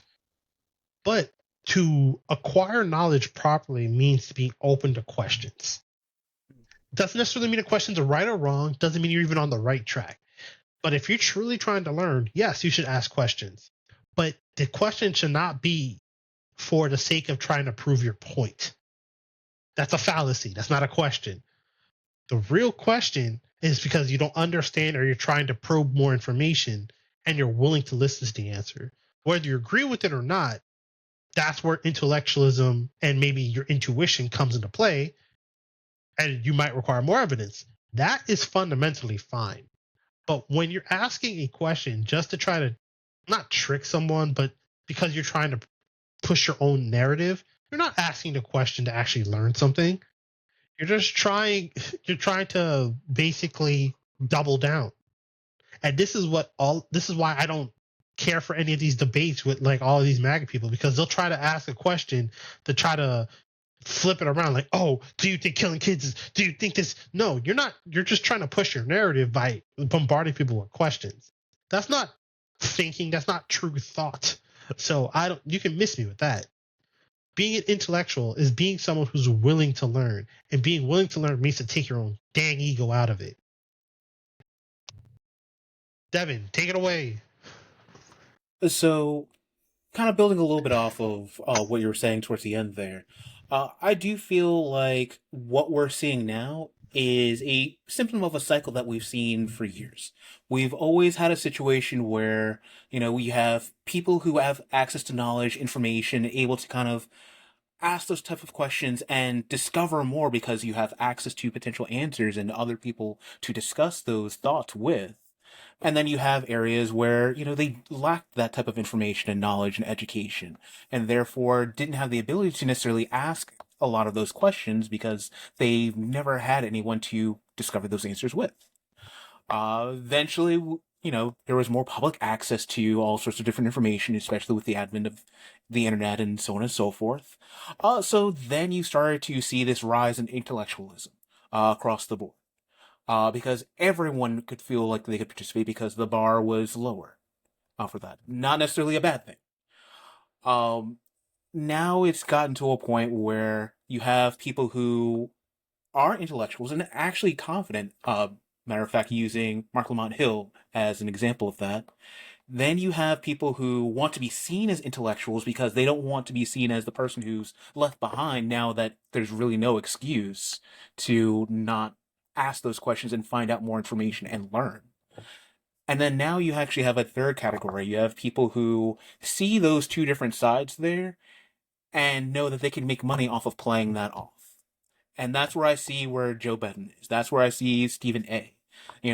They use that to make money because they don't want to necessarily participate in either side of that. They just know, hey, I can make a quick buck out of this. Yeah, no, those are facts. And again, it's science and thought, pick another word, doesn't really matter. All these things are built off questions. Isaac Newton saw apples fall on the ground and wondered, why does everything fall? Eventually figured out laws of motion, gravity, etc. It all starts with a question. That's perfectly okay. Even a question that's fundamentally wrong. If you're acting truly to learn, you don't care where it takes you. You're just asking a question and trying to figure it out. That is literally part of learning. But when you're not willing to find out and you're just asking a question to be pedantic, hey, Queen Flip, pedantic means no, but no, when you're being pedantic, you're not serving anything. Go ahead. I feel like that's when ego is kind of coming into play and kind of stopping that. And that's always been the enemy of intellectualism, ego. Yeah, it's more important to know what you don't know. Mm-hmm. I am not going to act like I understand how to fly a plane. I understand the basic concepts. You move fast enough to create an upward draft to lift you into the air with the jet engines, and the airflow essentially keeps you afloat. And then you would just make micro adjustments with the wings and the propellers. We learned what are the brothers' names again? I almost said the Isaac brothers. The Wright brothers. Thank you. The Wright brothers fundamentally figured it out through trial and error after watching some birds. Like, it literally is that simple. Now, the math behind it is not, but the basic concept is there. And that, for the average person, needs, like, not everyone needs to be intellectual enough to know the ins and outs of something. I don't need to know the ins and outs of how this works, right? But I can understand the very basics of, hey, this creates a signal that goes to a cell tower, which provides me access to my phone, to access to Wi-Fi, to call people. I don't need to know how the numbers between how Wi-Fi works. I don't need to understand the radio channels. But that's the basics of it. I don't need to be pedantic to then act like I know the functionality to the 9th degree. That is egotistical, and that is not what I do. And I think we as a society need to get back to that. Like, people didn't question that there used to, 9 or 8 planets. We know Pluto's not technically a planet anymore. We get it. But just for the sake of people that grew up in the 90s, we got 9 planets, right? But even that, what I just said right there, there's a basic understanding of it. Pluto got down categorized from a planet because we found that it's being affected by other gravitational forces, losing its category. That's all I need to know. I don't need to know the math behind it. I don't need to know how to use the Hubble telescope to figure that out. I don't know that much, but I know that they changed the category just on some basic criteria. That doesn't make me super intelligent or anything. I'm capable of reading an article fully to understand why. So just thought of something, I put it together. Here is a stamp of anti-intellectualism broken down by race. Here we go. Number one, if you have Dr. Umar Johnson on your platform and you are black, you are an anti-intellectual. If you are or sympathize and empower Joe Rogan and his orbiters, minus the Mark Hill. You said who? Minus Mark Lamont Hill. Minus Mark Lamont Hill. That's the anti-intellectualism for the whites. And the new lady. I don't know enough about her yet, so I don't want to throw her in the bucket. Okay. But okay. The other weirdos. Anybody that was pro deportation and they were Hispanic, that's the Hispanics' anti-intellectualism. Because they don't see a difference in y'all. You can't, me no black, me Colombian. They're sending all y'all everywhere. You're not even going back to where you're grew. They're sending people to Nicaragua and Argentina. Make Argentina great again. Like, just sending free, like, okay, cool. And for everybody else, you know what I'm saying? We're not going to break down it by But if you're brown or you're a first generation black person, more than likely it's fresh and fit. These are your anti-intellectual mascots. So if you like these people, ask yourself why you like these people. For instance, Umar Johnson lied about having 6 degrees. Do you know how long you have to go to school to get 6 degrees? He also doesn't pay child support. So I just want to put a quick counter there. You said that they should ask, why? Well, if they're not intellectuals, they wouldn't bother asking in the first place. They would just automatically assume that they're right. Tis fair. And if you're more than likely, if you're a conservative white woman, you probably like just pearly things. That's also an anti-intellectual as well. Just throwing that out there. And another ringer for the blacks, Candace Owens. If you like Candace Owens as a black person, you're an anti-intellectual. I'm also going to that caveat. I'm sorry. I just watched the Adam Mockler debate with a conservative and saw that black man jucking and jiving. I'm sorry. If you follow that black guy, you're cooked too. I'm sorry. I had to take 15-minute breaks in between because I was like, every time this man talk, I'm like, everything that comes out of your mouth is pure, underrated garbage. I can't. Yeah. But there's one more category. If you think and watch the Jubilee series Surrounded helps anything, you also need to think about your life. Try again. Start over. Do not pass go. Do not collect 200. Jubilee's okay. Go ahead, Dave. Go ahead. I was just going to say, well, I wouldn't say you can, don't collect $200 because none of us are getting that anyway now. Do not pass go. Do not collect $200. Go straight to jail. But no, it's... Oh, and if you're a suburban white kid who likes hip-hop and watches DJ Vlad, you're an anti-intellectual. You can scratch all the extra stuff. If you watch DJ Glad, you're an DJ Yeah. So there you go. Congratulations. You're an anti-intellectual. No. Mm-mm. Hell, if you're a flat earther of any race, you're an anti-intellectual. I can keep on going, but I'm a chill.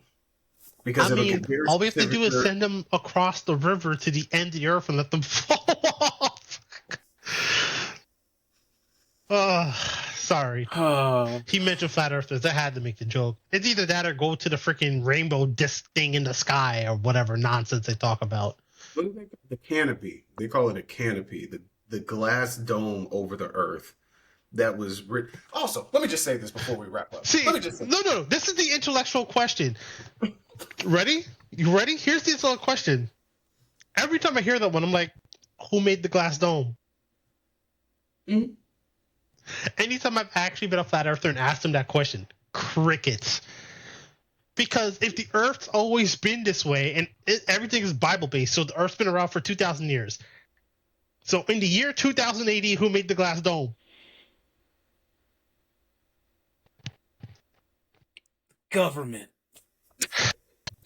But according to y'all, the Romans were in the control and they could barely make pyramids. Who made the glass dome? That's all I'm saying.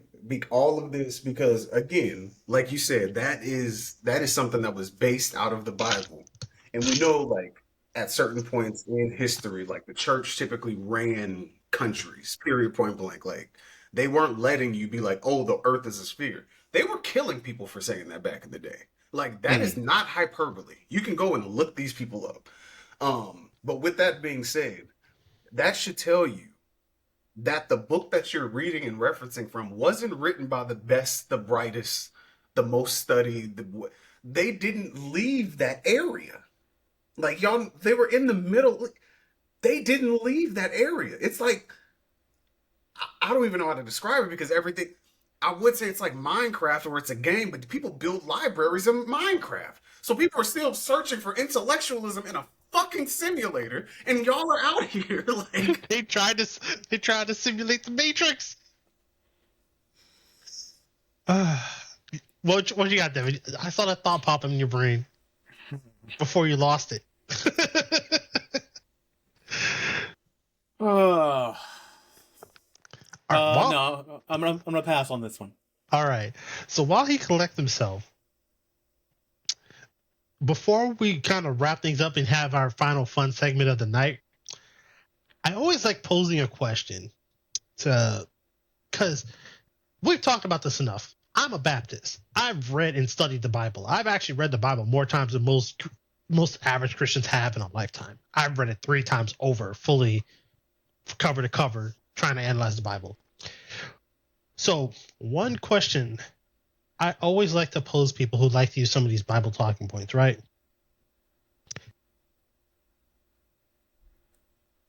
Theoretically, let's say the Bible's the word of God, right? 100%. We're on the same talking point. So what happens if you add something imperfect to perfection? It does, in and of itself, becomes imperfect because it's not perfect anymore, right? So how many versions of the Bible we got? 66. More than you can count. I'm not even gonna let y'all finish that question. More than you can count. Because Oh, you said verses of, not in the Bible. 66. no. How many versions, not verses? How many versions of the Bible do we have? Yeah, More too than you many. can The answer is count. yes. Too many. Exactly. I mean, just between the average ones people know, the New International Version, the King James Version, the newly whatever, I forget. Translated. That's the NINV, so something like that. Yeah. Those are the 3 most common ones. But then you also have the different language translations. And not to mention every change that happened that we don't know of. So, for example, anyone knows anything about the King James Version, why does that version exist? King James himself, he wanted to have it. Wasn't that the Council of Nicaea where they put the things together? Overthinking it. It's already Oh. overthought. See, overthought. He made changes to the Bible because he wanted to divorce his wife. Because before he couldn't divorce his wife. So he literally forced he forced the church to make changes to the Bible so he could divorce his wife. God said, I can have other bitches. Fundamentally. You can't do that, James. You can't do that. So Watch me. I'm the king. I can do what I want. literally. And here's what's worse, right? Let's say there are no changes to the Bible. Let's say the current Bible is the full version of the Bible as intended. One of God's favorite people ever, according to the Bible, is David. This is the same David that sent one of his soldiers to the front lines knowing he would get killed so he could sleep with his wife. Yep. Mm-hmm. That's just one of the terrible things he did. Then he had multiple wives after the fact. At the During same the time. fact.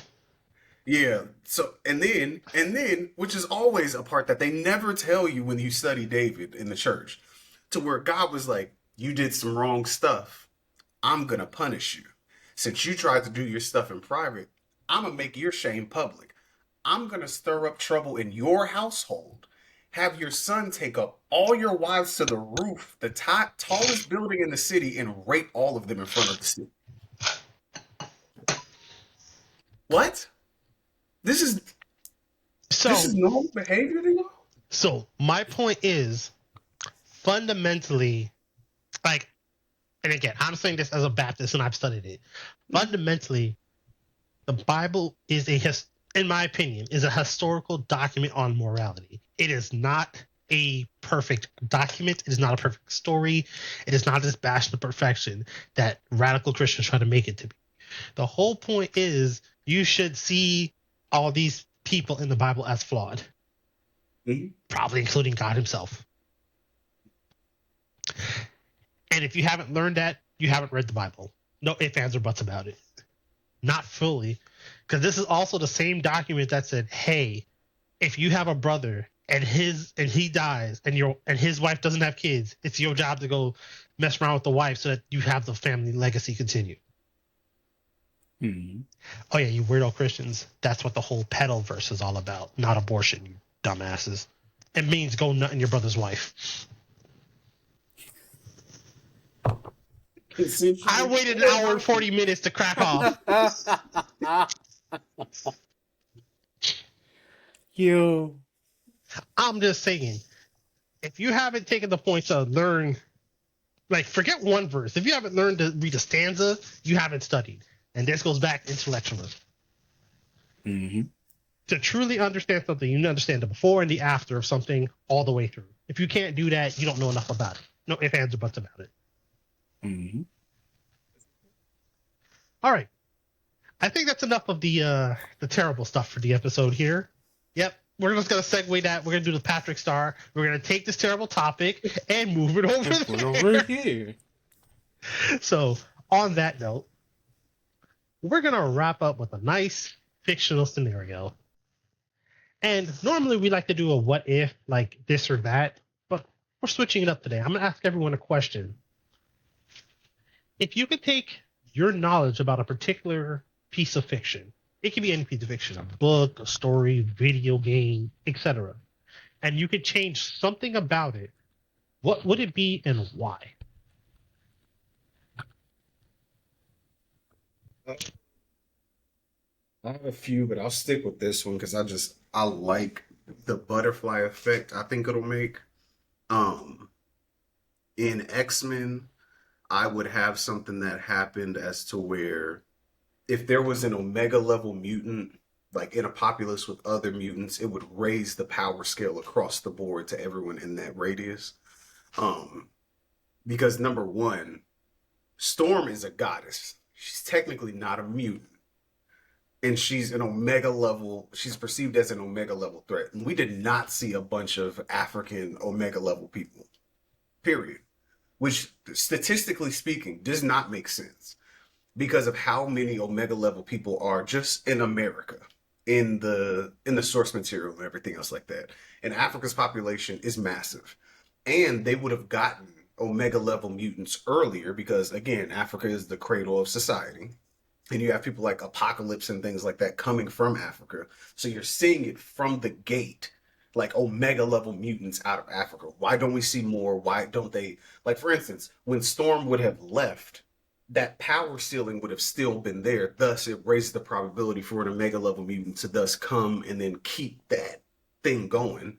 And then when she went over to the Xavier Institute, she then raises the cap of power level there. It's just stuff like that. I think that would be cool. I think the Brotherhood would be a much more formidable force if you have Magneto, who's you know what I'm saying? He's an Omega level mutant as well. And then you have something like maybe Quicksilver could have maybe gotten fast enough to be fast as somebody like Flash, with that being the situation, just being in proximity constantly to an Omega level mutant. Um, I think that would change a lot of things. I think it would add a lot more conflicts that adds to more character development, that adds that just adds to the lore. And then when they get to the point in, I think it's House of M or House of X, when they're like on Krakoa, like the living mutant island, and it's just a bunch of super duper powerful mutants around each other. That keeps the humans from messing with them because now it's like there are 16 nuclear level threats over here. Do we really want to go to war with this nation that can like teleport across an ocean, drop Dodger Stadium on the White House, and teleport back? Do we really want to do this? And then I think that changes a lot of things in my opinion. I think, and thus when you do that to X-Men, since they're a part of the greater Marvel universe, that then changes the power scale of everything else. um yeah, that's just me. I think that would be the funniest, not funny like haha, but just fun thing to see happen. So that's mine. What about you, Devin? So for me, uh, with the Dragon Ball series, the main focus on that was the adventure side of things. Yes, there were, of course, some fights and so on and so forth, and usually each part of it would end with a tournament arc and some big bad and so on and so forth. But part of the draw there was that adventure, that kind of hunt for things, exploration, which was kind of lost in Dragon Ball Z.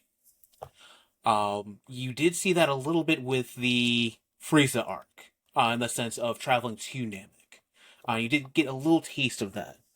But once we got to the point that Frieza was introduced, that was dropped really from the series from there.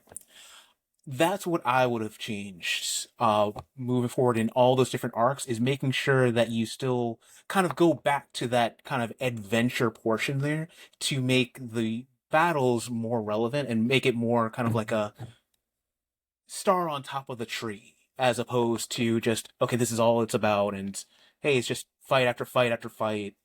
Here's 6 or 7 episodes going over one part of this fight right here, when honestly that should have just been the key point that should have been paid attention to at the end. You know, ironically, they tried to fix that with Dragon Ball GT's first arc, but that show was so right. That it was. As I've gotten older, I don't use that term anymore. I just think it was poorly executed. The concepts of Dragon Ball GT, as I've gotten older, again, it took time. For the 20, 25 years of thinking about it, I think it was poorly executed. I think they had something, but they just dropped the ball on how they implemented that. Mm-hmm. Regardless, they tried to do that with GT. I also think the fan base got too used to the fighting part of it, so that the latter half of GT is basically just fights. But basically, once Super Saiyan 4 is introducing the Beats Baby Vegeta, the whole part of them traveling to places is gone. So, yeah. But one thing, Jason, before you go, I would do this across the board on everybody's work, everybody's fandom, everything. People do not know how to accurately write speedsters. I would sit everyone down so that we know how to power scale a speedster, period. There should be a situation as to where it's like, if you're going to fight somebody who has a speedster on the team, if it's between the speedster and the telepath, you need to choose who you're going after first. Because that categorically breaks it when it's like, oh, I'm just faster than life. That person doesn't have to fight you anymore. They could just pull a Kahlua and just take your heart out before you see what's going on.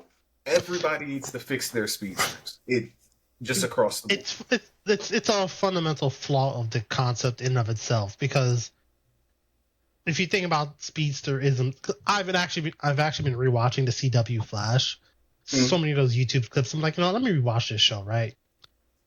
Because initially I never watched past season 3, because I'm just like, no offense, but you should never lose. But anyway, so I've actually been rewatching, and I'm on like season 5 now, and every time something ridiculous happens, I'm like, no, this man moves fast enough to run through time. There is no way if you don't literally ambush him and sneak attack him, there's no way he should lose, because this man runs fast enough to travel through different dimensions in time.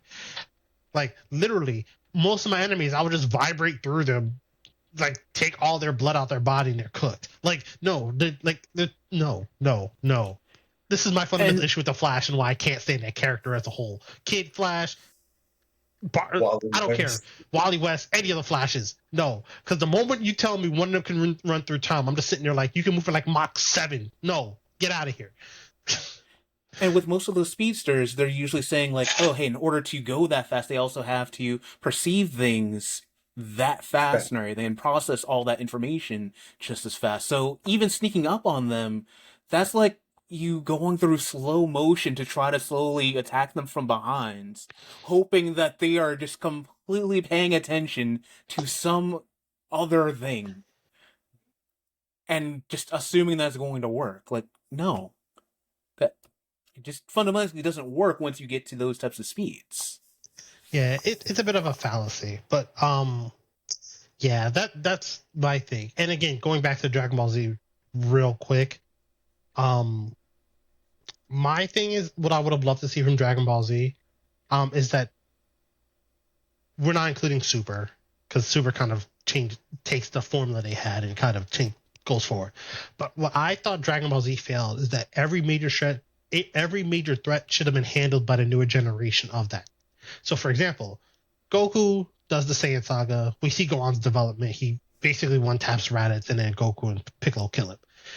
Eventually, Goku beats Frieza. Just that whole Saiyan Saga up to Frieza. Goku's the one that handles it. The moment Goku dies, all right, this is Gohan's story now. He's the one that beat Cell. All right, cool. it's been 7 years. Goku comes back. He interrupts things, but he gives Goten and Trunks the situation. Be like, all right, cool. I can only do Super Saiyan 3 because I'm basically dead, so it doesn't mess with my body. But since you guys know how to fuse, it doesn't mess with your body. So now you can actually beat Boo, and you guys take over the reins. Here you go. Like it felt like thematically the new generation should have been the one beating the next bad for whatever reason. And it's like, all right, we got to revert back to Goku because our fans don't know how to handle anything that's not Goku. I think that's what they did with Baruto, and I didn't really like that because it's like you spent forever like building up these characters. Mind you, Neji deserved to live.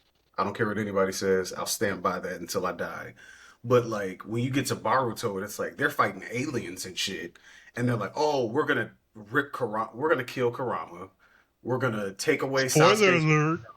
Like, I mean, you can watch It's been it years at this point. If you don't know, I'm sorry. Yeah. So it's like they have to like go in and neuter the people because they don't know how to scale it correctly anymore. And it's kind of like, I don't know. I don't understand why people do certain things. I know part of it is like the merch, like trying to build for a new fan base, a new age, blah, blah, blah. Yeah. But it's like, but you don't have to like kill off the older people or like neuter them in any way, shape, or form. It could just be like, this is our era was an era of war. Yours needs to be an era of peace, civility. You need to be strong enough to da da da da. Take them through the training arcs, but make it so that these characters are like the backdrop and you're accurately pushing the characters forward and making them likable too, because Jesus Christ, y'all failed with that as well. But yeah. And I will say, I'm not defending Boruto. I think that show's basically overglorified fan fiction. But I mean, it's not how it started, but sure. It's overglorified fan fiction. I'm sorry, but Yeah, unfortunately, it's not Kishimoto's fault. The author of Naruto, he was forced by Shonen Jump to basically add the aliens because they wanted to continue the show. Basically, as he was finishing up the manga, because Madara was supposed to be Madara is the final boss, and then he wanted to end with this Naruto Sasuke fight. That was his plan. He had to shoe in the alien part with Kaguya because Shonen Jump wanted to make a continuation to the story. So that's why it doesn't make sense. It doesn't really fit because at the end of the day, that's not what he planned. So, hot take, really quick. I think that the true final villain of all of that should have actually been the ramen shop owner. Because he was in the entire series the entire time. He was the one orchestrating everything from behind the scenes. One bowl of ramen at a time. Exactly. He was the true ninja. He was living in a ninja village, just sitting there cooking ramen. When everyone had a side job of being something else plus being a ninja, you never saw him do anything. Ever. So the infinite, what was it? The infinite Tsukuyomi was him just drugging everybody slowly through the ramen. Boom. There you go. So that's what you would have changed. You would have made him the Jar Jar Binks to sell Jar Jar. Yes. You know what? Yes, I would have. If we were gonna go that route. Stupid, man. Pull someone from like the very beginning of the series and everything that's always been there for every single moment, and then have him be the person who's basically been pulling the strings the entire time. There you go. And then you're just like, you know what? Let me go back to this chapter here. You know what? I see it. Let me go to this one right here. You know what? That all of a sudden makes us... Now you're just sitting there like, man, I gotta go back to this whole thing with this new knowledge and then reread it. It kind of changes your perspective. That would piss me off, but it would be hilarious. I can't lie. I'm just saying. I'm just putting that out there. To wrap up this section, this is the piece of fiction. If I had the power to make change, I would have. If I had the powers of Speedster, go back in time, I would go ahead, run back to time, and drop kick Kathleen Kennedy and the people trying to make the Star Wars sequel trilogy. I would have drop kicked them and be like, take your time and plan this nonsense. I would have never not never, because Rian Johnson did learn from his mistakes, and that's why we have Knives Out. So I don't blame him, but I would have had a plan and let him work off said plan. Instead of just trying to make movies one-on-one when George Lucas literally had like a script for like 6 movies that he had to take a part of to make the first Star Wars movie. No. Oh, You going knowing you're going to make a trilogy sequel. Why are you trying to do it one movie at a time? No. Marvel this shit. Kevin Feige's right next door. It's Disney. Talk to this man and be like, all right, how did y'all plan this? We're trying to do 3 movies in a row. What's the plan? so quick And make tangent. Finn the freaking Jedi. And actually kind of running off of make taking Rey and foresight Finn, but there. Finn should have been a Jedi. Sorry, go ahead. But kind of running off of foresight and things of that nature. Speedsters. You know what? I have to go and give JJK its props and everything for how they handle speedsters. Jujutsu Kaisen for anyone who's under a rock. Yep. So I'm not going to spoil anything, just because, even though part of it has been shown in the anime already. But rather than having your speedsters where, oh hey, they think just as fast and so on and so forth, for the couple of ones that they did have, rather than knowing what was going to happen ahead of time, so on and so forth, they had to make guesses on where things were going to be at the point that they got from point A to point B. And then they did their thing, and if they were right, then, oh, hey, they looked really cool, speeding around doing so on and so forth. If they were wrong, they got punished horribly because someone was maybe standing, like, right there, and you're like, okay, I'm just gonna put my fist, like, right here, and you're gonna just run right into, okay, cool. Boom. Done. Or you get spliced into a wall or something. Yeah, but basically, anyone who had those kind of powers and everything, or abilities, they were rewarded for being smart and kind of thinking about the chances of certain things happening in certain areas. If I do this is probably how this person's going to react, so I should instead plan for this or that, and so on and so forth. You got rewarded for strategy, not just, hey, I can think faster than everybody. So I'm like, you know what? Good job. Give them that. Yeah, but I feel you. And again, for my thing, and for me, it's not even because the sequel trilogy is not as good as any other trilogies or whatever. It's because I get tired of these fake Star Wars fanboys yelling up and down high heavens because the sequel trilogy sucks. And now anything Disney tries to pull out is automatically garbage. Like, I'm sorry. Y'all tripping. Andor is great. I thought Obi-Wan was solid. Like, there's some solid stuff. I like the Rogue One. Yeah, Rogue One was great. Like, because of the sequel trilogy, all these people blanket anything Disney does as just straight trash. So I'm just like, I get it, it's Disney, but not everything is garbage. If you actually watch something, if you actually watch and analyze something and you find it to be bad, all right, cool. By all means, you actually took the time to make a fair opinion. But like, anytime Disney attempts to do something, heck, anytime a black person's in a property now, it's, oh God, is this garbage? Mm-hmm. I can't stand y'all. And that's why I just want to go back in time and drop kick these idiots for letting this stuff happen. Because we already had. Okay.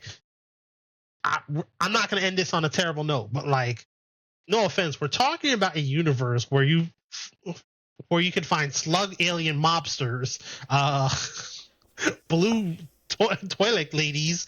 Like, what are we talking about here? Like, slugs in the middle of the desert that have like 5 jillion teeth that swallow anything in one gulp. Like, what are we talking about? But the moment a black person is your lead character, we got a problem? What is this stupidity? Nah. You can't have that in space.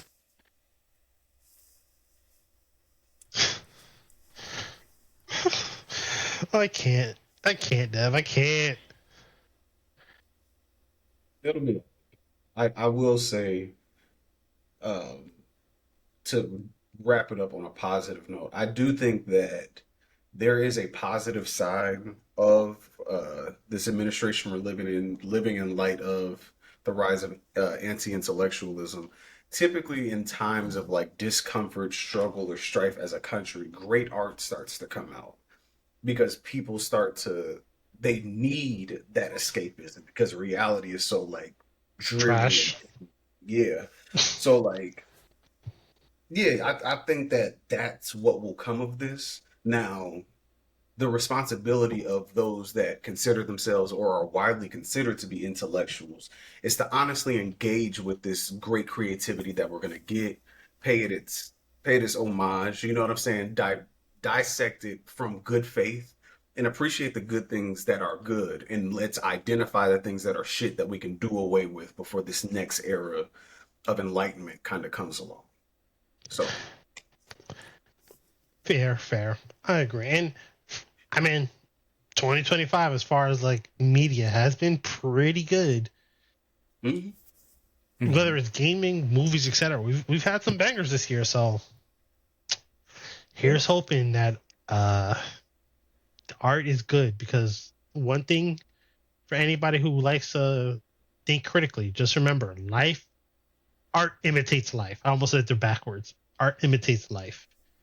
So if you see a lot of stuff happening, it's because that's what life is like right now, which is also why you shouldn't over censor stuff that came out in a different era, because at the end of the day, it's a snapshot of what life looked like back then. Mhm. All right. I think that's been a great conversation. We just hit 2 hours, so I think we'll wrap it up here. Any final thoughts, fellas, before we hit the end button here? Nothing on my end. Um, My only thing is just for everybody listening. I know we talk crazy to the idiots and everybody, but in all genuineness, like take it easy on yourself out here. Everything's hard. Everything's getting expensive. You know what I'm saying? It's enough external forces and enough external reasons for you to be down, overthink, overanalyze, and overcritique yourself. But a lot of that can result in paralysis of analysis. Like you looking at everything, you're not doing anything. So, you know what I'm saying? Take some time, drink your water, go outside. Touch You some know what I'm saying? grass. Yeah, it's getting cold, put on like a sweatsuit or something, just walk around the neighborhood. Like do what you can in the present to lighten your load. Because nobody else is doing it. So Fair Remember to point. Fair breathe. point. Yes. Breathe, stretch, shake, and let it go. All right. And on that note, I've been your boy John. Oh, wait, hold on. We almost messed up the whole thing. I got a quote Ooh. of the night for you to wrap things up. And this is from one of my favorite fictional characters of all time. Just remember, your focus determines your reality. That's my boy Qui-Gon Jinn. On that note, I've been your boy John. This is Dev. it's Peace out, y'all.